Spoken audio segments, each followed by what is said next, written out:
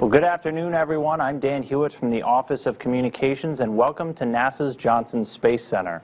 We've gathered here today to make an announcement on the future of commercial resupply launches to the International Space Station.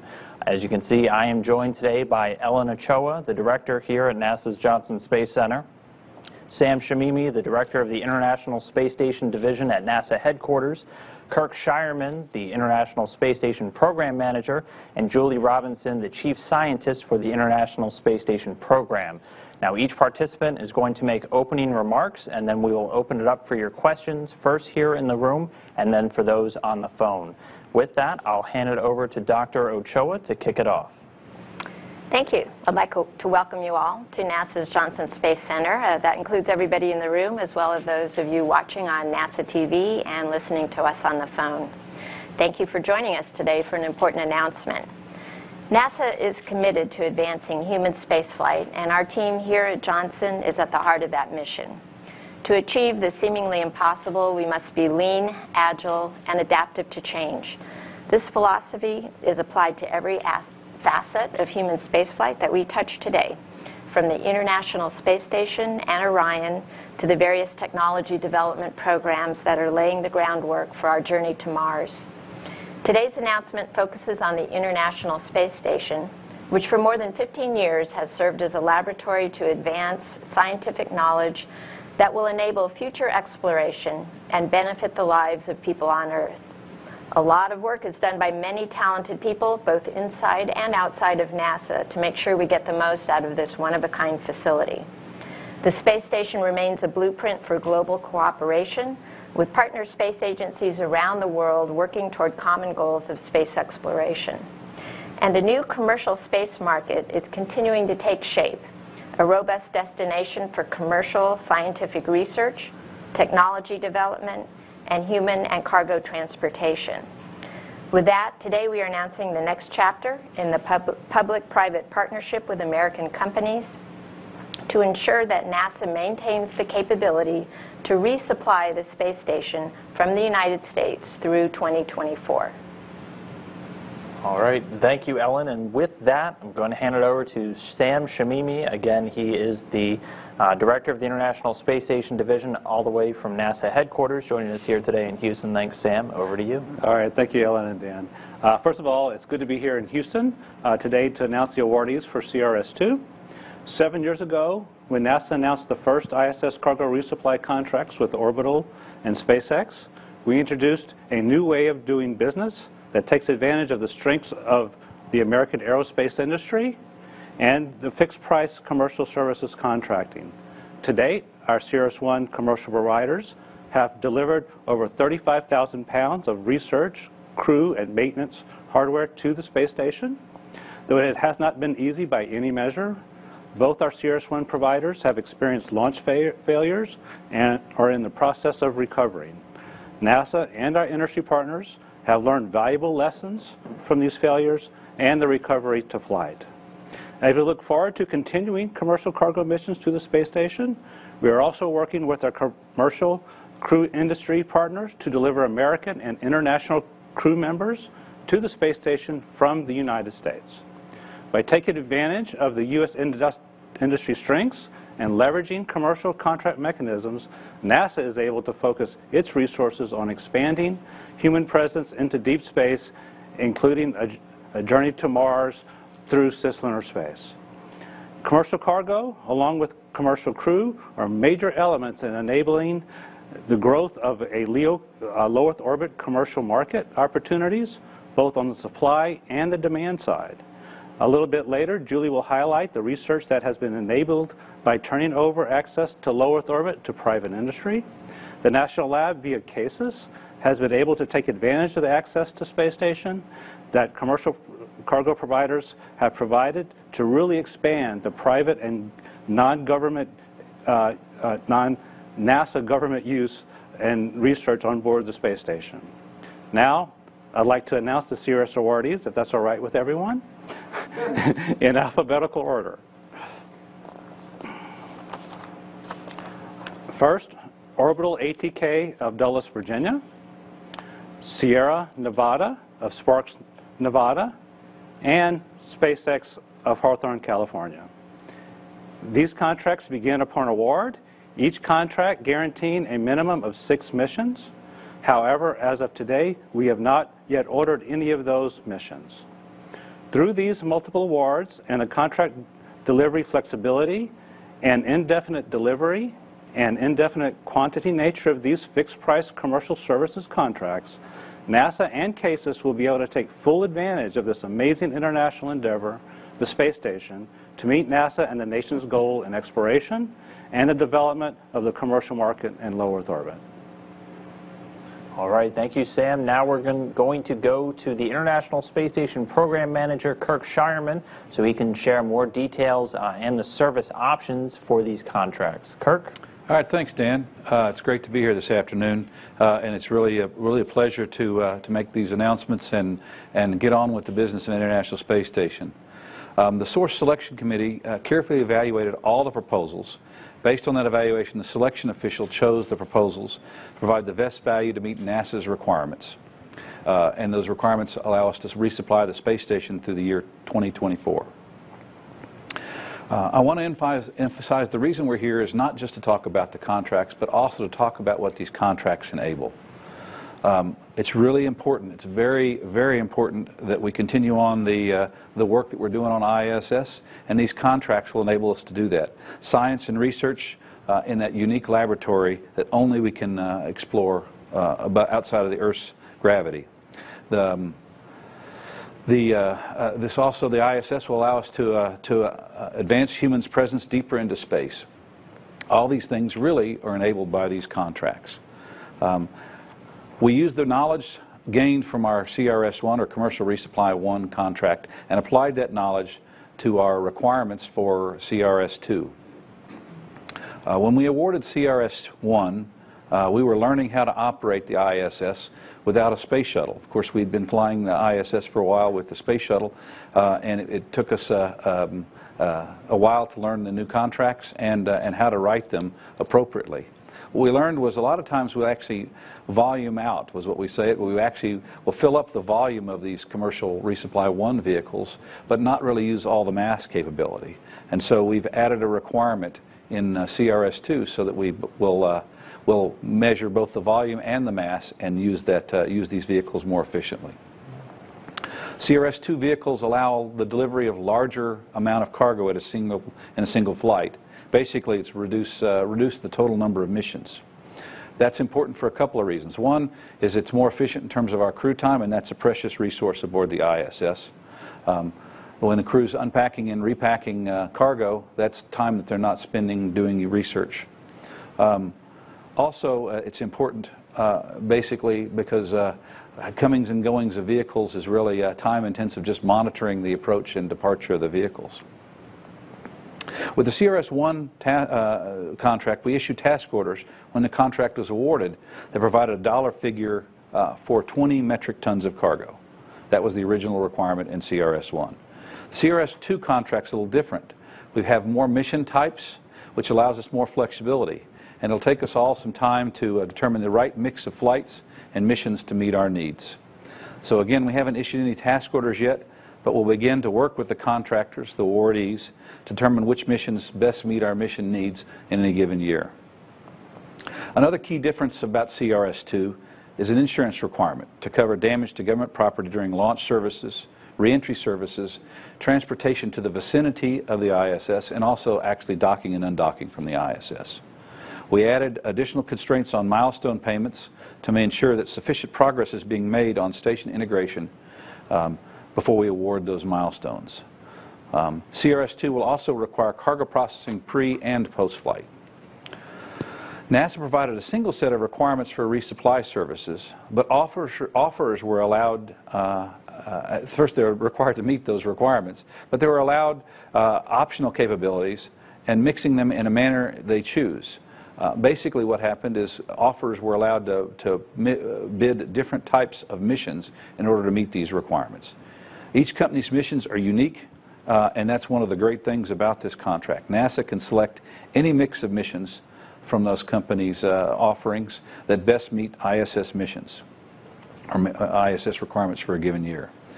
The capabilities include the capability requirements were 2.5 to 5 metric tons of a pressurized up mass, pressurized down mass of 2.5 to 5 metric tons, and that's down mass recoverable or also down mass disposal, or some combination of both of those things. It also required an unpressurized up mass and disposal capability. As mentioned, in conjunction with the mass requirements, the vehicles need to have a minimum pressurized cargo density of 65 cargo transfer bag equivalents per 1,000 kilograms of pressurized cargo. The space station requires approximately 4 resupply missions annually, with the cargo distributed throughout the year. Resupply must be provided, must be spread out for numerous reasons, including space available on the ISS, supplies, launch dates, meaning there's multiple vehicles, not only these cargo vehicles, but also crewed vehicles and cargo vehicles from our other partners.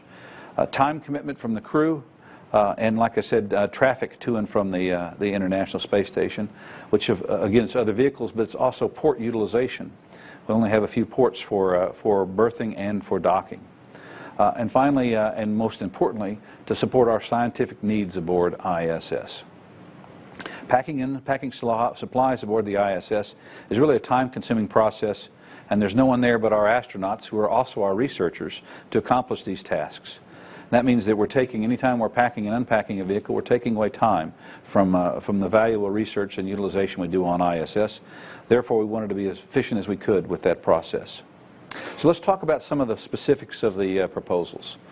Orbital ATK, in their proposal, they offered 3 standard missions. 2 missions provide pressurized cargo delivery and disposal, and 1 provides unpressurized cargo delivery and disposal. The pressurized cargo missions offer 2 variants on different launch vehicles, 1 launching from Florida and 1 launching from Virginia. All missions from the Orbital ATK proposal berth to the International Space Station.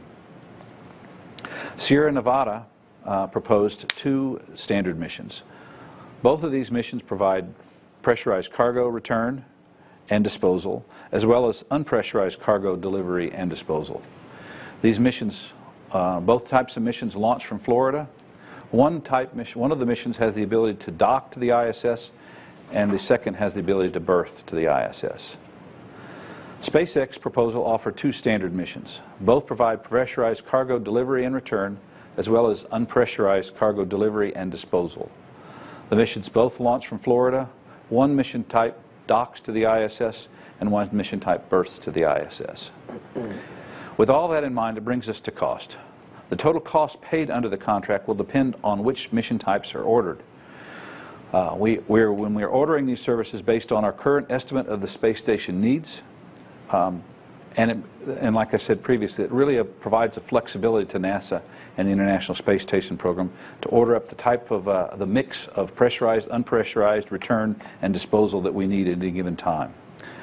While we do not anticipate expending the total value of the contract, the indefinite delivery, indefinite quantity type of contract enables us to adjust as necessary for additional missions or contingencies, and it provides the greatest benefit to NASA so that we can fully utilize this great asset that we have in space. Missions and prices vary depending upon how we order, how many we order, what type we order, and when we order. As an IDIQ contract, we have the flexibility we need in order to order the missions a la carte or in groupings, whichever we choose, which makes it impossible to give a specific cost at this date. Each mission is complex and requires several years of lead time. The lead time was also in the proposals. Discussion and engineering assessments will start very soon, leading to integration work to the ISS later this year, and we want to make sure that all the ISS requirements are met. We expect the first missions under CRS-2 to begin in late 2019. After we've had time to debrief all the companies that submitted a proposal, we'll be able to provide you with additional details, including making the source selection statement public. The ultimate goal of CRS-2 is to ensure that we maximize the use of the International Space Station as a national laboratory by providing supplies and services to the International Space Station. We want to dispose of unnecessary cargo and return back the necessary research and cargo that we need back to the ground through the years 2019 through 2024. This will ensure that we keep the International Space Station fully stocked for crew, enable people like Julie, our chief scientist, and her team, and private industry, other government agencies, and including our international partners to fully utilize the ISS as a laboratory. This laboratory, the national laboratory portion, is run by CASIS, and they're a big part of how we utilize ISS, and again, the flexibility we have with this procurement will allow us to make CASIS and their use of the national lab successful. We look very much forward to working with Orbital ATK, Sierra Nevada, and SpaceX in the future. Thanks, Dan. All right. Thank you, Kirk. Now we're going to turn it over to Julie Robinson, who again is our chief scientist for the International Space Station program. Julie? Thanks so much, Dan. Every day, NASA and our partners conduct extensive scientific research on board the International Space Station. But that research needs to be delivered to the space station and in some cases returned to the scientists back here on Earth. We rely on commercial resupply service providers for that transportation. Our experience with CRS-1 has shown how important our access to the station is, not just for NASA, but for the wide array of companies now taking advantage of the station's role as a U.S. national laboratory. Working with our commercial resupply partners, as well as the Center for the Advancement of Science and Space, CASIS, managers of the National Lab, has led to new users from the commercial sector, academia, other government agencies, and even other countries taking advantage of the space station's facilities. The new requirements will ensure the companies chosen for CRS-2 will maintain the flexibility required to meet the demands of space station research, including the ability to continue to fly unpressurized payloads, things like the Bigelow Expandable Activity Module, or BEAM, going up later this year, and various Earth observation instruments like the International Space Station RapidScat, an instrument looking at winds, as well as maintaining the ability to return research samples and hardware back to Earth. The option to provide an accelerated pressurized return as part of any standard mission, which means that a sample return could be in 3 to 6 hours after landing instead of 24 hours, is a huge advance for a number of different research disciplines and one potential service about which we're really excited.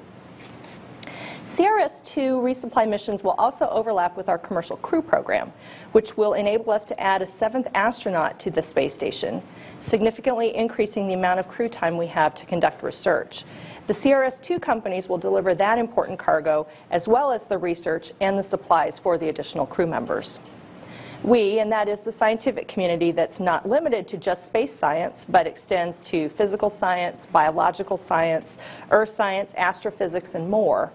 We learn every day from the research conducted on the space station, and we use that knowledge in ways that benefit humanity.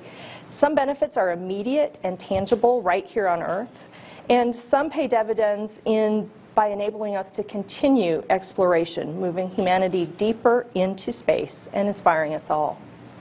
We all should be thrilled at what today's awards mean to ensuring all of this good work continues so that we can get the most out of the space station while maintaining the flexibility necessary as we continue to expand the community of scientists and researchers using our space laboratory. Okay, thank you, Julie, and thank you again to all of our briefers. Now we're going to open it up for questions. Just a reminder for everybody on the phone, if you have a question, you need to press *1 to get in the queue, and then you can press *2 to withdraw your question once you are in there. Please keep in mind that, as with any NASA procurement, the selection rationale and additional details will be released at the appropriate time in the future. I ask that everybody sticks to one question for now, since we do have a high volume of people waiting to ask questions, and then if we have time at the end, we'll go around for follow-ups. As always, please start off with your name and affiliation. I'm going to start off in the room going left to right like I always do. Robert? He's obviously been here before. Hi, Robert Perlman from CollectSpace.com. It was mentioned the lessons learned from CRS-1. Can someone comment on how, if at all, the recent launch failures played into the decision to pick 3 providers and to give you that option of after experiencing 2 providers being grounded? So I guess I'll take that question. So the first of all, the source selection is based on a number of factors. One of them is past performance, and so for and a failure certainly factors into past performance. So in that sense, it was considered in our selection of the offerers for this particular procurement. But you're right. One of the considerations from an operational standpoint from ISS, it's really important to have more than one supply chain, and having multiple offers means at any given time you could have the sequence of flights could be one, Sierra Nevada, SpaceX, Orbital ATK, and so you have the ability to, if you lose one, you have the ability for another one being right after it from a dissimilar redundancy or a different supplier. So that's a big help to us. Now all of these vehicles have different capabilities, so it's not like buying a commodity off the shelf. There are differences and there are impacts associated with it, but that's certainly a consideration that we thought about even in developing the procurement and selecting the various winners of this particular procurement. Eric Berger with Ars Technica. In some ways, getting the second contract is harder than getting a first contract. The fact that you're here 7 years later, it kind of validates the commercial approach. You've done cargo, you're doing crew. Just kind of wondering, in a big picture, as NASA looks to partner further with the commercial sector through the fixed price contract, what's the next step? Is it, habitat modules, heavy lift? I mean, where do you sort of see commercial partnership sort of progressing? So I'll take a shot at that. Well, and then maybe Sam has a. One of the things we're trying to do with ISS through cases is foster a low Earth orbit economy, and so where we have the opportunity to achieve that goal through commercial contracts like this that are fixed price, that I think you'll see it continue. It's hard to sit here and enumerate exactly what those are, but we want to make sure we get the best value for the government, for the American people, and we also want to make sure that we're achieving our goal of fostering a commercial economy in low Earth orbit. So absolutely you will see more as time goes on. What those specifics are, it'd be hard for me to answer specifically. And Sam, if you'd like to add. Yeah, that's really good, Kirk. Well, what I would say is that as we move forward, not only what comes after space station, but as we move human spaceflight beyond low Earth orbit into cislunar space, we're looking at ways and means to develop the commercial market and just U.S. industry in general to achieve our goals. So like Kirk said, we haven't made any definitive decisions about what's traditional development, what's commercial development, but we're looking at all those possibilities, and we're leveraging the station we have today, like Kirk said, to enable the commercial market, not only just on modules and spacecraft, but the way we do business in low Earth orbit, and also in developing the commercial demand, which is even more important than just the commercial supply as well. Gene? Gina Sinceri, ABC News. Julie, you talked about a seventh astronaut. What are the complications with that, and how do you get them there? And you have to have three lifeboats. Talk to me a little bit about that seventh astronaut and why it's important. So of course the technical reason we don't have 7 astronauts today is that each of our lifeboats holds 3.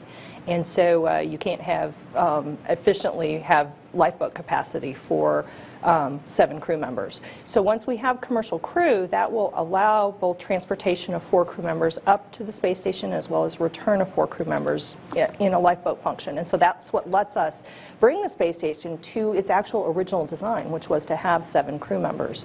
From a research perspective, it's enormous, because then all we have to do is bring a few extra supplies for the crew to sustain them while they're on orbit, and we get basically that whole additional crew member does nothing but research in all of their time. So it makes a big difference for the amount of research that we can do on the ISS, for our throughput, if you will, and it makes an extraordinary difference for some of the really hot areas that we're seeing a lot of commercial companies, like pharmaceutical companies and other organizations that are interested in doing research on the space station. It really enables the kinds of research that they do, which sometimes are very intensive. Okay, we're going to go to the phone now, and again, if you are on the line and you have a question, you need to press *1 to get into our queue. Let's start off with Alan Boyle of GeekWire. Alan? Thank you for taking the question. I wanted to ask a little bit more about Sierra Nevada and the plans to use the Dream Chaser. I just wanted to make sure that one of the options does call for the spacecraft to return to Earth. I think that's what Julie was referring to with the capability of getting something back in 3 or 4 hours. So if that's the case, could you talk a little bit about the effect of having this new type of spacecraft, a winged spacecraft, in the fleet, and what it means for science and what it means for the perception that people might have of the space effort? Thank you. So, well, let me start off a little bit. So, yeah, Sierra's proposal does have a vehicle returning. Actually, it returns to Earth and lands. Both types of missions that they offer, the difference of the types of missions really has to do with its interaction with the space station on orbit. And so it lands. You can get cargo off very, very quickly, which and Julie can comment on that from a scientific standpoint. It also has a milder return profile, so which also might have benefits. So we have the ability of looking at that possible return versus the other types of return that we have. So that's important. And finally, again, a dissimilar redundancy. We talked a little bit about that. We have the ability to dial up that capability if one of our other capabilities is unavailable to us. And just to add a little bit about what it means scientifically, right now we have biology studies that are going on the space station, and we bring home live organisms. When those organisms come home, if they have a really hard landing, a splashdown, then they're at sea for a couple of days, you've really disrupted that before the scientists can take their final set of measurements. So that rapid return, return plus 3 hours or return plus 6 hours, is really valuable, and the soft landing is also valuable. It also matters for some physical sciences samples and things like protein crystal growth experiments where the hardness of the landing could actually disrupt the samples. And so this is a really nice capability to add to the suite of things that we have available. Okay, let's go to Jason Rion with Spaceflight Now. Jason? Hey, this is Jason Ryan with Spaceflight Answer. Sorry, I'm having a hard time getting you off my speakerphone. My quick question is, given that you already have 2 participants under CRS-1, what dynamics can we expect to change on station besides the addition of the 7th astronaut, and how much did the budget request play in NASA's ability to add this 3rd partner? Thank you. So I would say the real issue with respect to having 2 are our lessons learned in CRS-1. The big issue was we want to make sure we have a robust suite of vehicles that go up to ISS. We're also, one of the considerations, as I mentioned before, is also fostering a low Earth orbit economy. That's an important consideration for us. And so all those things kind of fit into why why it makes sense to have 3 providers. So we're looking very much forward to having all 3 companies provide their capability. In terms of what happens at space, I think it's not so much the individual vehicles as it is the fact that we're carrying more cargo on each vehicle. Therefore, in aggregate, we're going to have fewer vehicles over time coming to the ISS, and that helps because the crew has to, believe it or not, dockings and undockings or berthings and unberthings are critical. I would say I'll call them dangerous. They require risky. They require the attention of our crew members. So we have to set up all the equipment necessary to support a docking or a berthing, and we have to monitor it with our crew members. And the same is true with undocking and unberthing. And so having fewer of those allows us to actually use more time for research. And finally, the different types of missions. Some of them are docking and some of them are berthing. And the beautiful thing is we'll have 2 docking ports and we'll have 2 berthing ports. And so the different types of missions allow us to fully utilize all those ports. And it's flexible. The way this procurement is flexible enough that we can dial those in as the mission sequence and our requirements dictate. All right, let's go to Gotham with Cowan & Company. Gotham, go with your question. Yes, thank you for taking my question, and congratulations. Hey, I was wondering if you could comment on how quickly you would anticipate issuing initial task orders given the lead times for the missions. And secondly, will each mission be competed, each task order be competed among the three going forward? So our plan is to begin working with the companies immediately. Certainly we'll start working with them and doing engineering assessments. It's certain to us exactly when we'll issue the first task order for ISS integration, but we anticipate that later on this year. And we expect the first flight under CRS-2 to be in late 2019. And that's okay. I mean, from an ISS perspective, operationally that's okay. We have flights under CRS-1 that will allow the ISS to be productive all the way through that time period. So the meshing of CRS-1 and CRS-2 looks like it's going to work out really well. So, well, again, like I said, we'll begin working with these companies immediately on their CRS-2 flights, but the task orders might follow later this year. Okay, next up we have Bill Harwood with CBS News. Bill? Yeah, thank you. Kurt, and I just want to make sure I understand the scenarios fully, but you're saying all three of these contract winners can deliver cargo, pressurized cargo and unpressurized to the station, but they can also bring it safely back down to Earth. None of these are designed to burn up, or am I missing that? And also, you said docking and berthing, so I'm assuming any vehicle that docks would go to the IDAs on Harmony Zenith and forward, and that any berthing mission goes to Unity Nadir and Harmony Nadir. Is that right? Thanks. As always, your knowledge of the ISS impresses me, Bill. First of all, no, all the cargo vehicles, all of them can bring up pressurized cargo. All of them, and when I say all, each company has the ability to bring up pressurized cargo. Each company has the ability to bring up unpressurized cargo. The only ones who, and all three companies have the ability to dispose of cargo, both pressurized and unpressurized. However, Sierra Nevada has the ability to bring home cargo that's recoverable. So when we talk about science samples that Julie was mentioning earlier, that there are only two options for that are Sierra Nevada and SpaceX. So those are the two options that have recoverable pressurized down mass. None of the vehicles provide unpressurized down mass. So it's a little, I realize it's a little confusing, and I apologize for that. But it's confusing to have this press conference, but it turns out to be really great flexibility for us to execute the International Space Station program. So, and that's one of the great things. We have these dials, if you will, and we can by choosing the various companies and the various types of missions from each company, we have the ability to manage our risk and to get the right amount, the right balance of disposal of cargo versus recovery of cargo. Okay, next up we have Ken Kramer with Universe Today. Ken?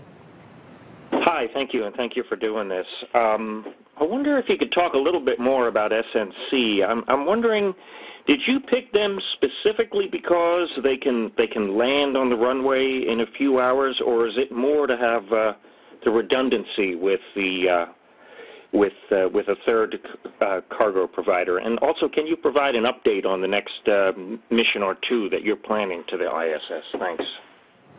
So we actually picked them because they had a great proposal. So, but the details of the source selection will be made public here in the near future. So I'd rather defer that until the source selection is made public. In terms of operations on the ISS, we are currently working with SpaceX on their next mission to ISS. We call it SpaceX 8. They call it Falcon 9-23. We typically let those companies announce the launch date, but I can tell you we're in constant communication. As was mentioned, they're first of all recovering from a mishap. Number one, and number two is the Falcon 9. The type of Falcon 9 that we're flying is also a new vehicle, a new higher thrust engine and stage.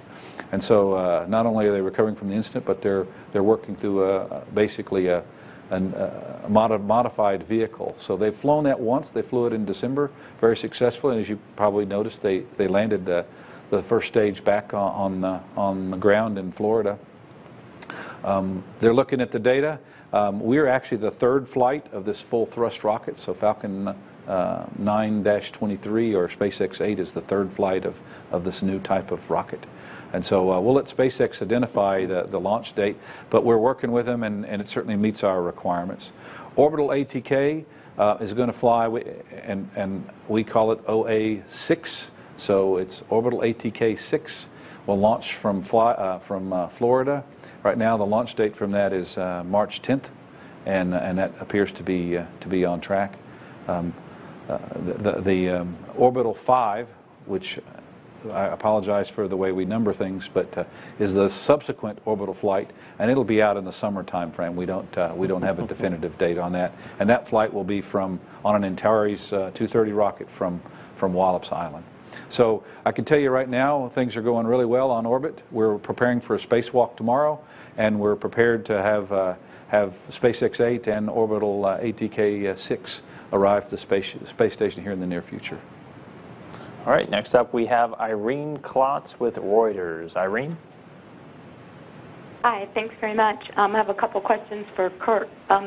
Do these CRS-2 contracts have the IDIQ have a maximum value similar to the $3.1 billion that the CRS-1 contracts had? So the contracts have, in aggregate, the procurement, the RFP that we sent out had a maximum value of $14 billion. I can tell you that the mix of flights that we're looking at is nowhere near that value. We don't expect to get anywhere close to that value. But from a federal acquisition requirements, we have to put a maximum contract value, and that's what was put in the request for proposals. There is a minimum number of missions to ISS in each of these contracts, so there is a minimum of 6 missions from each of these providers. So, again, I talked about it in my opening statement. There's no way to give you a good exact cost of what we expect, but like I said, it won't be anywhere close to the maximum contract value. Okay, next we have Frank Mooring with Aviation Week. Frank? Thank you. Kurt, just to continue on Irene's question, what's the nominal performance time for that big number contract? How long will you be doing the CRS-2 missions, at least from the beginning? And also for Julie, is there any science that you can't do now that will be enabled by this Sierra Nevada capability of soft landings and quick unloading? So let me do mine, and I'll pass the buck to Julie for her question. But the intent right now, the law of the land and our authorization, NASA's authorization bill, is that ISS is up through 2024. All the international partners, with the exception of ESA, have also agreed to go to 2024. ESA is having their ministerial meeting, which is where they would take such action in December of this year, and we are looking forward to positive results from ESA. So, as I said earlier, we expect the first flight to be in the latter half of 2019. ISS is authorized in the United States through 2024, and that would be the period. Again, one of the benefits of this procurement is there's going to be enough room between what we actually expect to pay now and the maximum contract value, that should ISS be extended, or should we need a significantly larger number of flights than we think right now, we'll have plenty of room to do that without having to adjust the contract value or go out. It won't force us to do another procurement. We'll certainly have the option to do another procurement at that time frame.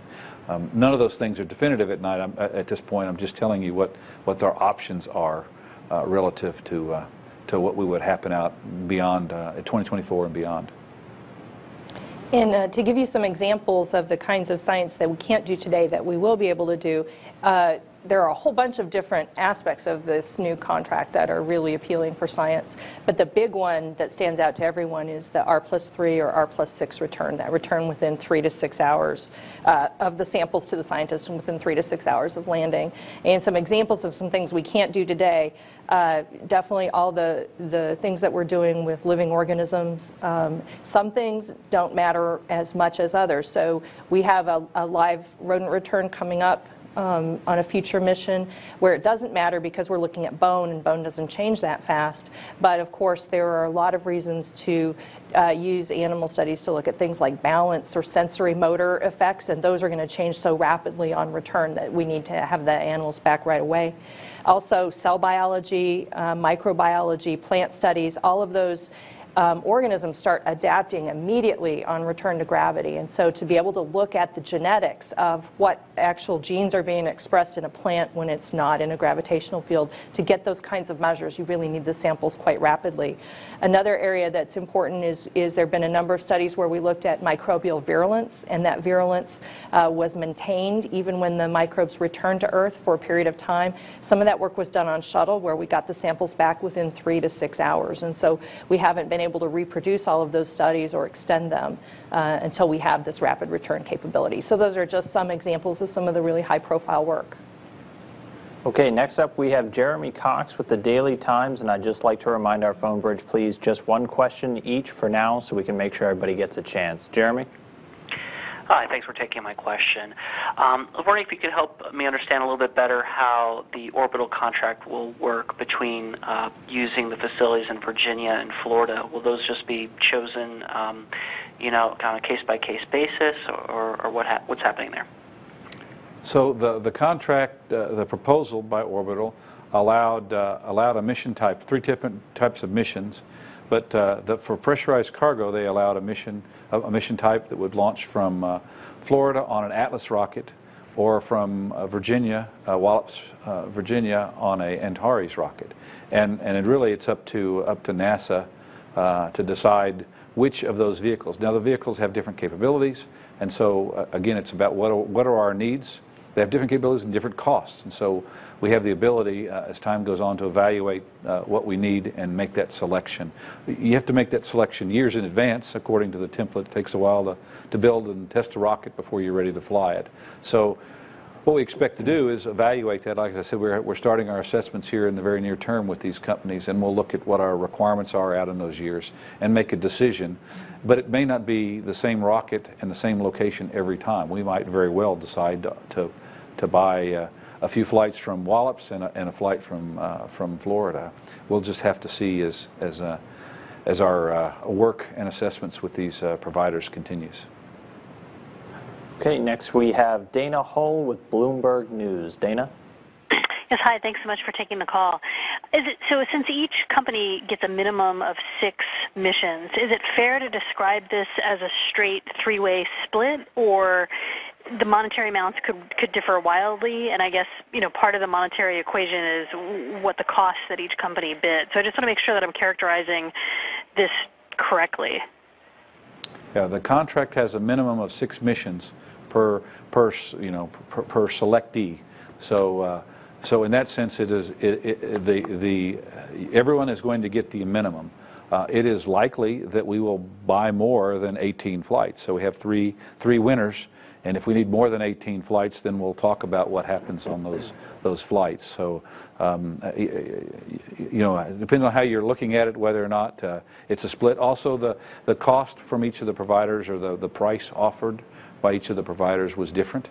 And so, the capabilities are different. It's really hard to go match up exactly, which one, is it an absolute 33% split? But from a straight minimum buy, you could say that, yes. Okay, next we have James Dean with Florida Today. James?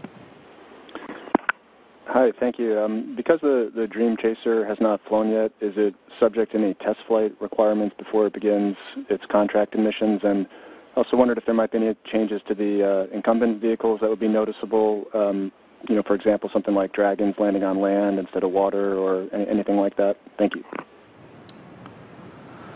So all the vehicles are required to meet our requirements, and they're commercial vehicles, right? They're required to have a FAA license, and so do I expect Sierra to have test flights? Absolutely, but we're buying a service. Here are our requirements. They have to get an FAA license. There are their requirements, and so that's really how it's dictated. The biggest difference you'll see is, as I mentioned before, some of these are berthing missions and some of these are docking missions. Docking missions are really cool in the sense they'll fly up and you know, the crew doesn't have to operate an arm or anything like that to make them successful. It's you know, an automation task that has to happen, and that'll be really cool. The berthing missions require ISS crew member intervention. They'll have to operate the arm. And so you might ask, well, why in the world would you ever select a berthing mission? It turns out the hatches are different sizes. And some of the cargo we have is really big.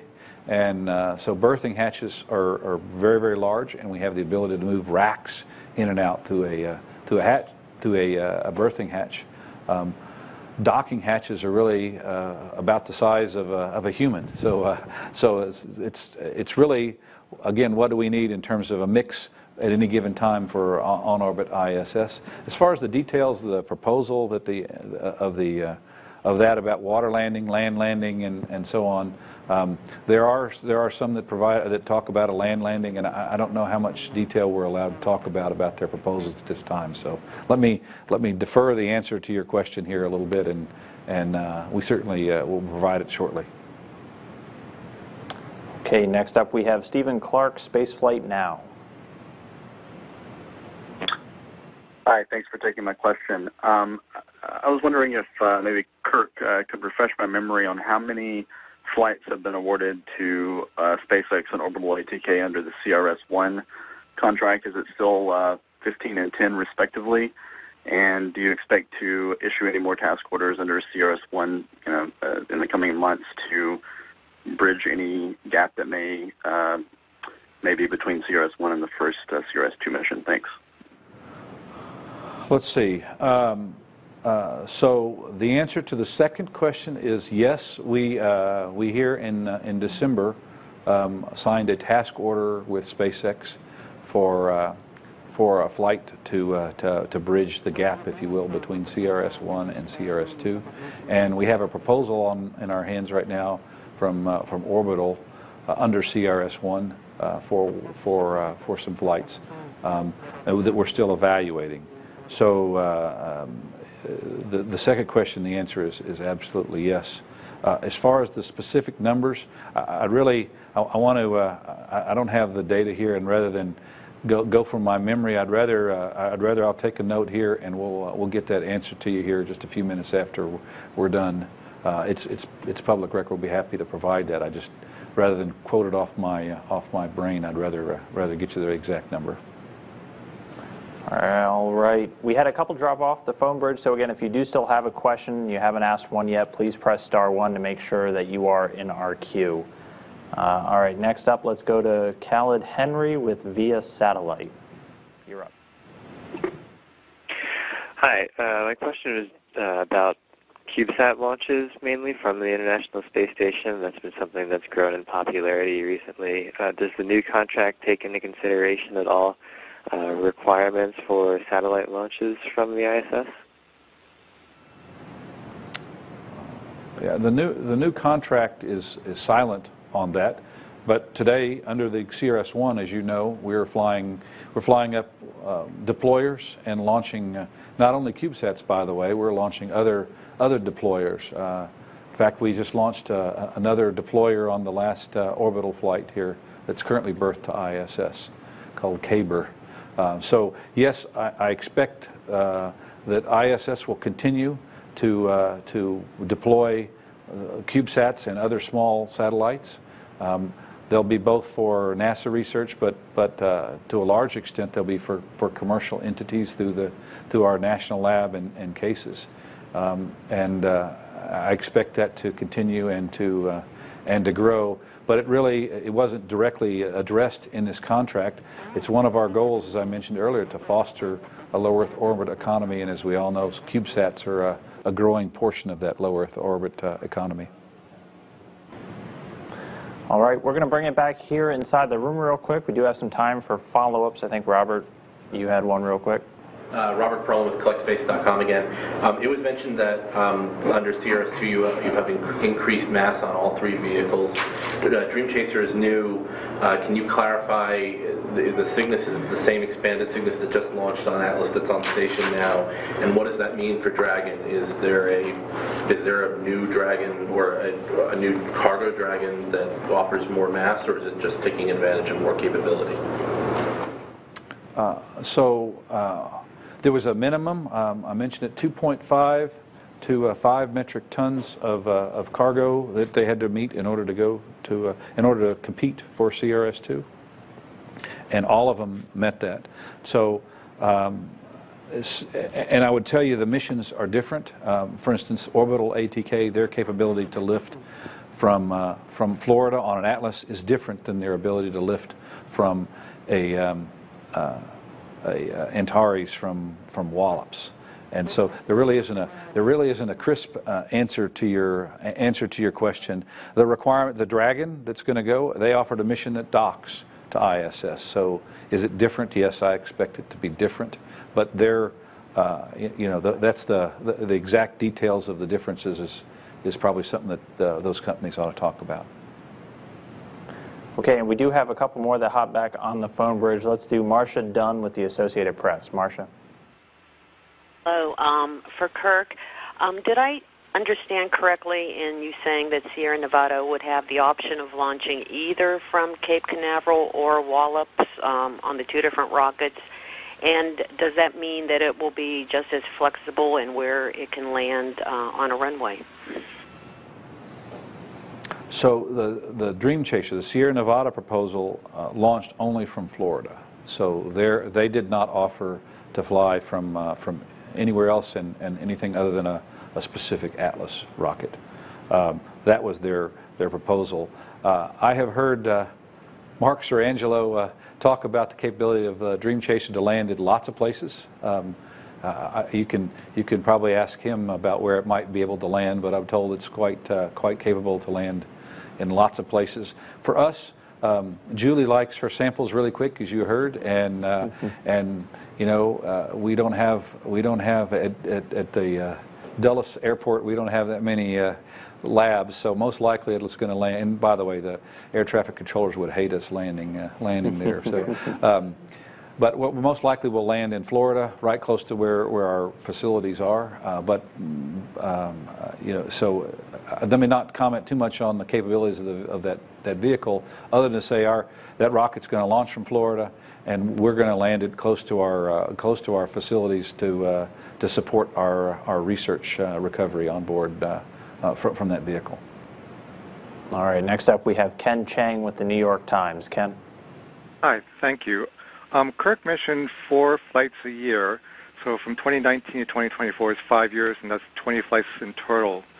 Is progress in addition to that, or is progress being phased out? So I said approximately 4 flights. That's the beauty of this. Again, the vehicles have different up mass capabilities and different down mass capabilities, and so number one. Number two is, by the way, the reason I said approximately, if anyone draws a 12-month period. You know, depending on where the flights fall, it might be more or less than that. That's why I said approximately.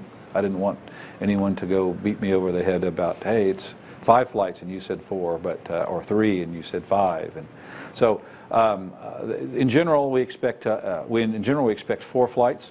The Progress vehicle is the Russian vehicle, so the Russians have responsibility to launch their cargo. And so at this point in time, the Russians continue to build and launch Progress, as they've told us that that's their intent. So I don't see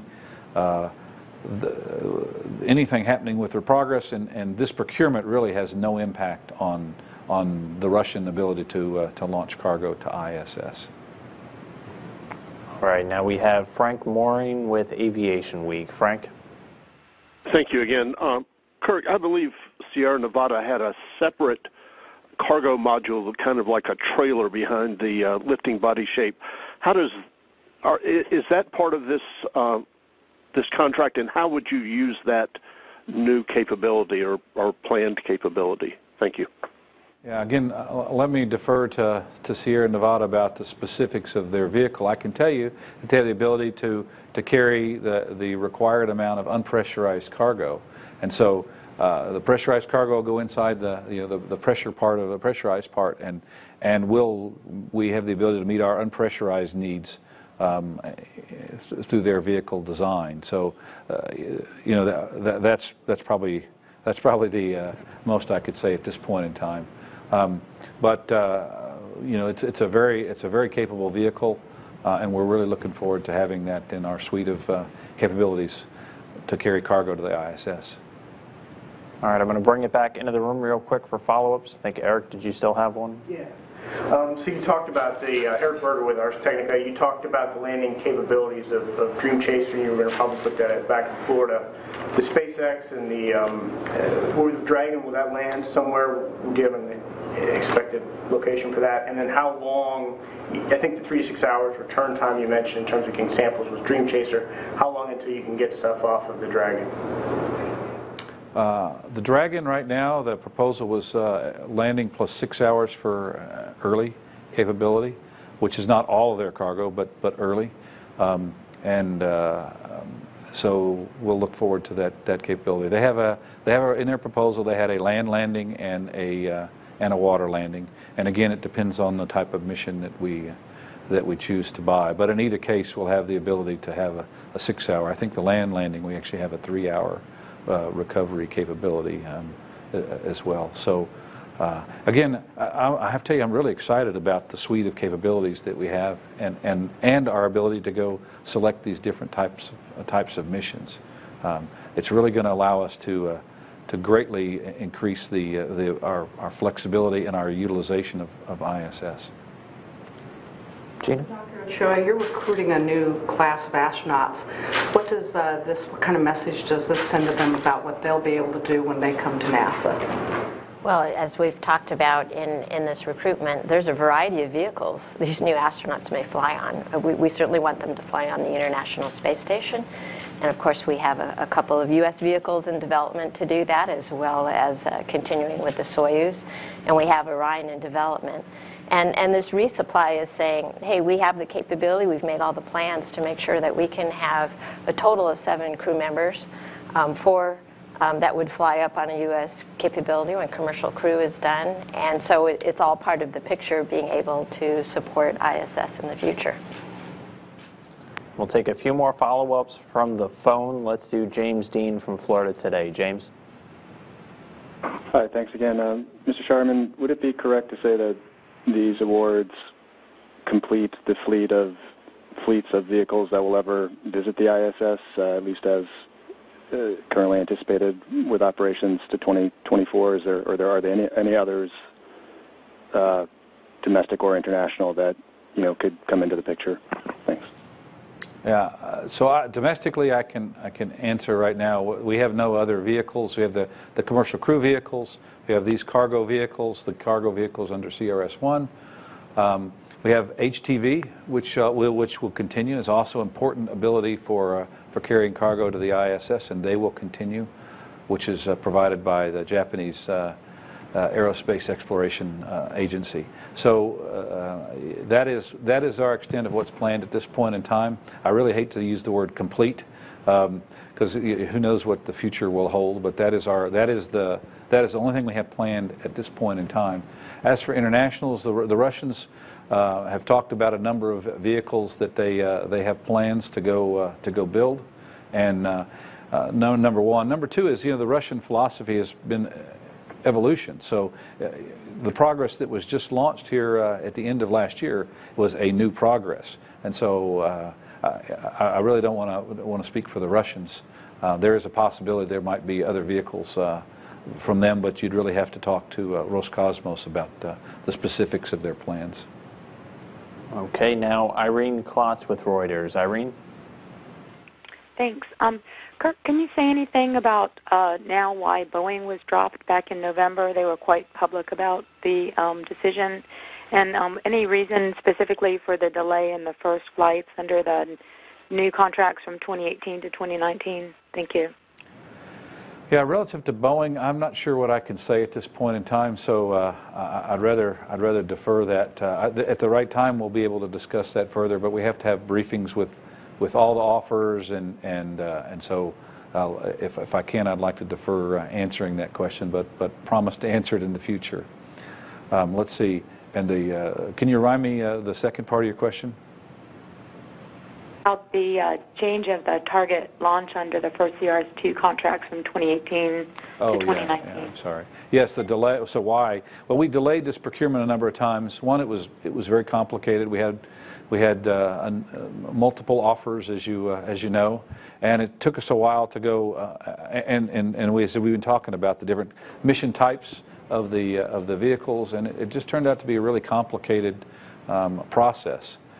So the result of us wanting to take the appropriate amount of time to look at all the details and make the right choice for NASA, for the United States, that caused us to delay. And if you look at each contract, each offer says, hey, I need so much time to integrate, to do my ISS integration, and so much time to build my vehicles before I'm ready to fly. When you put all that together, it really puts them in the latter half of 2019. So the real reason for the delay was us being very deliberate and very careful, make sure we made the right decision, which you heard today, and that's caused us to delay a little bit when these first flights will fly.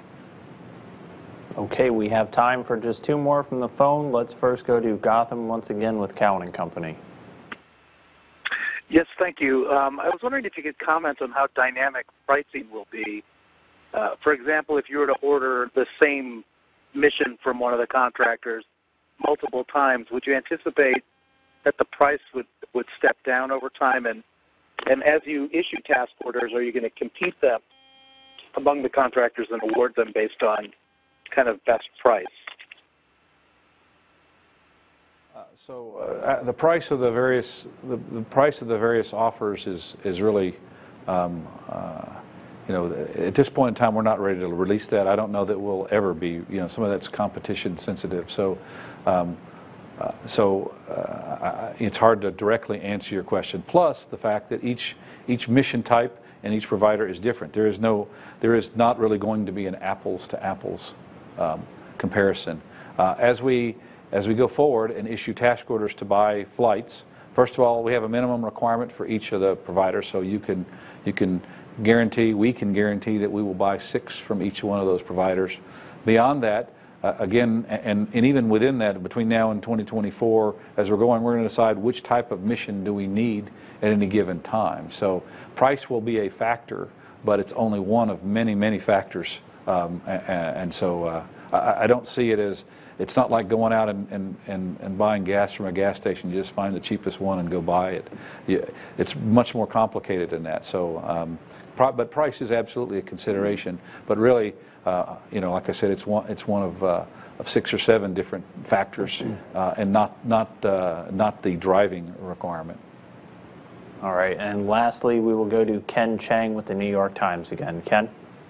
Hi, thanks. I was wondering if you could give us a minimum value of these contracts by multiplying 6 by the cheapest option. I could, yes, I could, but I won't. So again, you know, I appreciate yours and others' eagerness to know exactly the price of each of these options, and that's just not information we can divulge at this time. I think the competition was very competitive, and as you'll see, the source, you know, the criteria for making the source selection, price was a very important in terms of selecting these 3 companies and their offerings.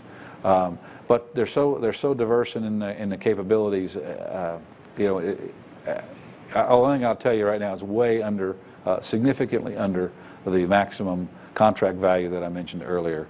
But I can't give you the absolute minimum price. You know, that even implies that that it meets all our requirements, and the minimum price would not meet all of our requirements. So unfortunately, it's just, number one, I won't tell you the prices today, and number two, it really isn't that cut and dry. All right, well, I want to thank everybody for joining us today, and thanks again to all of our briefers here for this historic announcement. Again, the source selection rationale and additional details will be released in the future at the appropriate time. Any follow-up questions about this announcement can, of course, be directed to NASA's Office of Communications. And you can read more about this announcement and the continuing journey of human spaceflight and NASA's mission to the International Space Station and beyond online at nasa.gov. Thank you for joining us, and that'll do it.